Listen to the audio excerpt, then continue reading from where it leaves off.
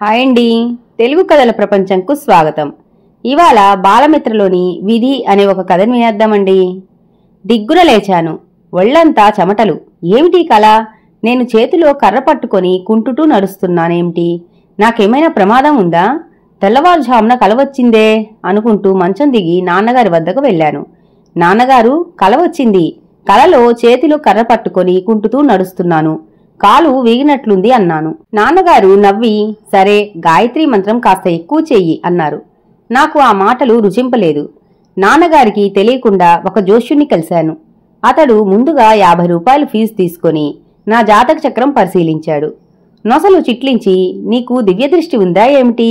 రాబోయే రోజుల్లో నీకు వాహన ప్రమాదం ఉంది, జాగ్రత్త పడాలి అన్నాడు. నేను కంగారుగా ఏం చెయ్యాలి అన్నాను. ఏముంది, ఓ 150 రూపాయలు ఇస్తే తావీజు ఇస్తాను, కట్టుకో. శనిగ్రహానికి జపం చేయిద్దాం, ఇంకో 250 అవుతుంది. నువ్వు ఓ నెల రోజులు వాహనం నడపడం మానేయి అన్నాడు. అన్నీ ఆయన చెప్పినట్లే తూచా తప్పకుండా పాటించాను. వాహనం నడపడం మానేయడంతో ఫ్యాక్టరీకి వెళ్లే తొందరలో గాయత్రీ మంత్రం పఠించడం మానేశాను. ఇలా ఓ 10 రోజులు గడిచాక ఓ రోజు ఉదయం హడావిడిగా డ్యూటీకి బయలుదేరి జంక్షన్కు చేరి బస్సు గురించి ఎదురు చూస్తున్నాను. పల్లెటూరు కావడం వలన ఆవుల్ని గేదెల్ని తోలుకుపోతున్నారు రైతులు. ఏం వచ్చిందో, అందులో ఒక ఆవు వేగంగా నా మీదకు వచ్చి కొమ్ములతో కుమ్మింది. వెనక్కి పడ్డాను. రోడ్డు పక్కనే లోతుగా ఉన్న డ్రైనేజీ కేసి పడటం, ఎడమకాలు ఎముక విరగడం ఒకేసారి జరిగాయి. నాకు స్పృహ తప్పుతున్నట్లు అనిపిస్తుండగా ఎవరో అంటున్నారు, పాపం ఈ బాబు రోజూ రాజాలాగా స్కూటర్ మీద వెళ్లేవాడు. ఏం ప్రారంధం వచ్చిందో ఇవాళ ఇక్కడ నిలబడి ఈ మాయదారి ఆవు పాల పడ్డాడు. స్పృహ వచ్చి ఈరోజు 6 నెలల తర్వాత నడుస్తున్నా. ఆ మాటలు సారం నాకు పూర్తిగా అర్థం కాలేదు.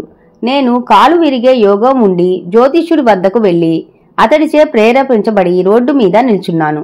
అంతా నా ప్రారబ్ధం కాదేమో, నా బుద్ధే నా ప్రారబ్ధం. కాస్త ముందుకు వెళ్తే తల్లిలాగా కాపాడే గాయత్రీ మంత్రాన్ని నిర్లక్ష్యపరిచాను.